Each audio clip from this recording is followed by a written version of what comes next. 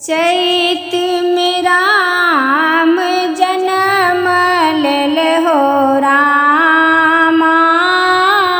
चैत महीनमा चैत में राम जनम लेल हो रामा।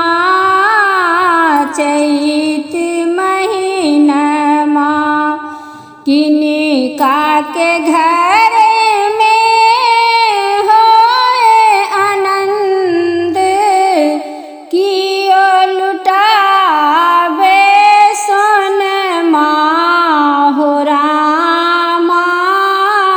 चैत महीनमा चैत में राम जनम लेल हो रामा।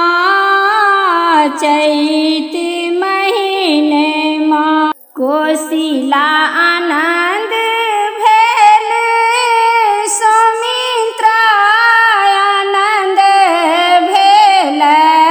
दशरथ लुटावति सोनमा हो रामा। चैत महीनमा दशरथ लुटावति सोनमा हो रामा। चैत महीनमा चैत में राम जनम लेल हो रामा। चैत महीनमा कहाँ गेला किए भेला, गुरु विश्वामित्र कहाँ गेला किए भेला। गुरु विश्वामित्र